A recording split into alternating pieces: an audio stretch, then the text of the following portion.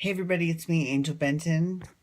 It's Thursday and it's 9 p.m. right now, and I'm just so exhausted. Like I'm probably gonna be going to sleep soon because I cannot stay awake another minute. It's crazy.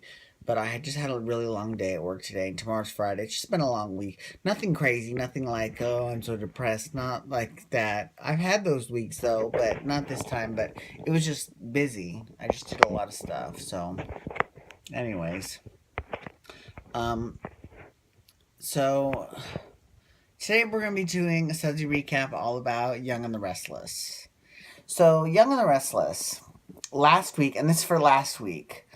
Okay, so last week on Young and the Restless, the big reveal was that um, Sully is Christian, which is a little.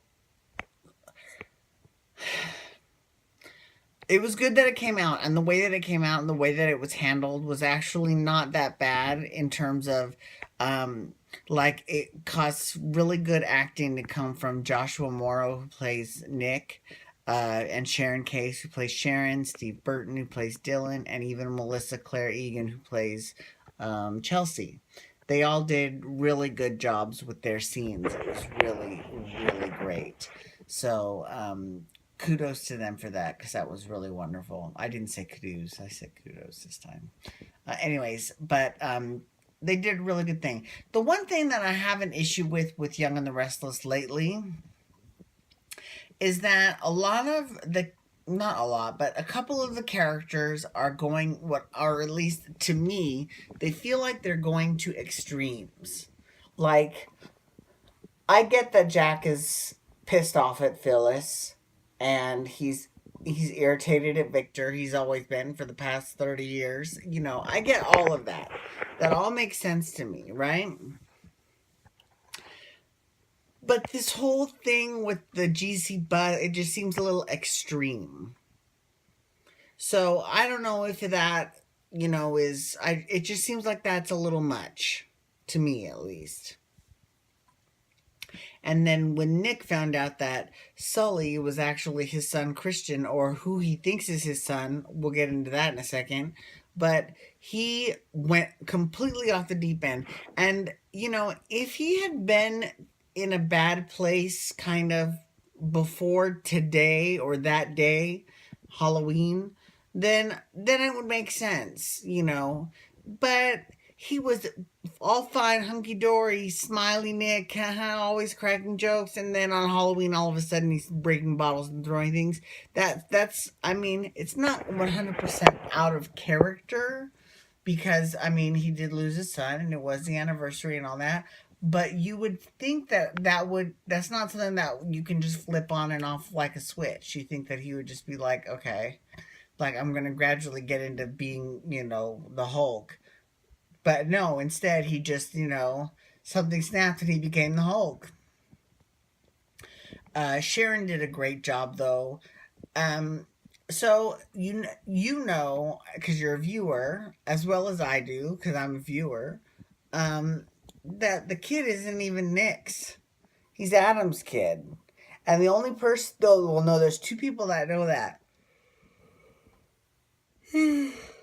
Sorry. And those two people are Chelsea and Victor. Chelsea's not that dangerous, but Victor, with that kind of information, Victor is a little bit dangerous, right? But he said, that he thinks that Nick should raise Sully or Christian as his own because he just like he promised Adam he'd look after Connor, he'll look after Christian. And, you know, Chelsea's like, yeah, okay. She kind of agreed with him. So that makes good sense. One thing that I did enjoy was when Natalie decided to have tie one on, and she met Billy at this bar, and she kind of spilled a little too much. I don't think it was all that incriminating, but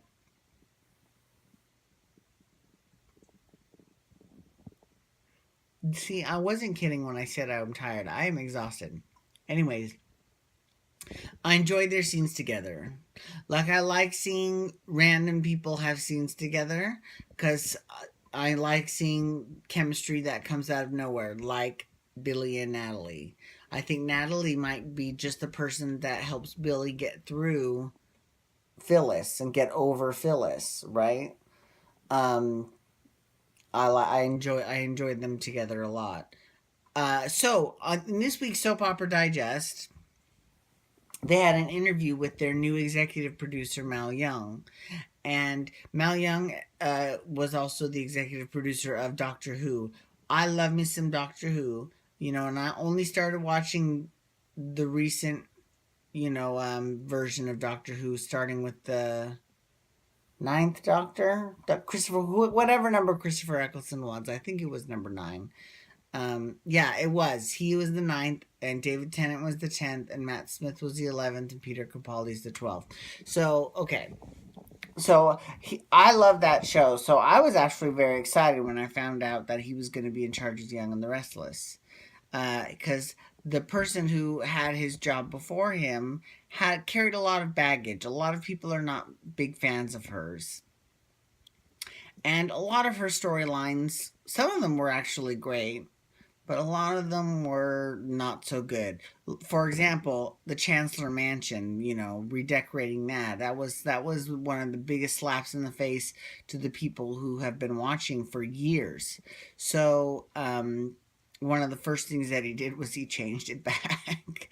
Good for him. I'm glad. That's good. But he talked about the characters that he loves and he's going to be writing. Well, he doesn't do any writing, but that he wants the writers to write more for. And one of them is Ashley. So that's cool. Eileen Davidson is. I wish they were writing for her at Days. I wish they were bringing back one of her 5 characters or all of her 5 characters that she played on Days. That would be a dream, that would be awesome. And she's done it before. She's done both shows, Young and Restless and Days of Our Lives, just like Wally Kurth is doing General Hospital in Days of Our Lives. The soaps are working together, which I love seeing that. That's very good. I really enjoy that. That warms my heart. So, anyways, he was talking about how he loves Ashley, so we'll definitely probably see a lot more for Ashley. It hasn't happened yet. She's still just been kind of a sideline in both Jack's storyline and Abby's storyline. Oh my god, I'm over Abby and Stitch. I want them to just get divorced. That scene where Stitch was crying and they were having dinner, it was just like, it's not, I don't have a problem with men crying at all. Trust me, how hypocritical would I be if I had an issue with that? That's not the issue. The issue is it just comes out of nowhere, or it feels like it's coming out of nowhere for me. So I'm kind of glad that they're cutting their losses with that couple and move them on to other people. I hope he doesn't fall back in with Ashley. I kind of want Ashley to find someone new, but there's not that many people left on the canvas of Young and the Restless. So we'll see. We'll see what happens. But he said he loves. Mal Young said he loves Ashley. So we'll definitely be seeing one. And another person that he said he's a huge fan of, out of all the people, I love this person. It's Mariah. I love Mariah.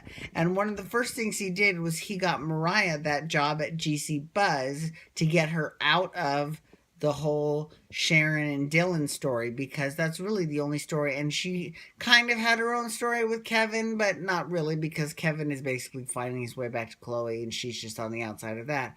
So he gives her this job at GC Buzz, and then now she's gonna have access to everyone's gossip. So even though that whole GC Buzz thing to me is a retread of Restless Style, whatever. At least it's working. And if it gives Mariah a good storyline, I love me some Mariah. So I'm all about it. Bring it on. It's great.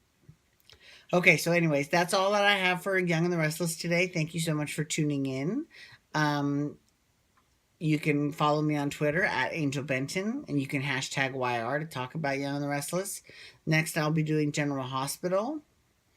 hashtag GH. And then after that, what do I? Oh, Vanderpump Rules. Okay.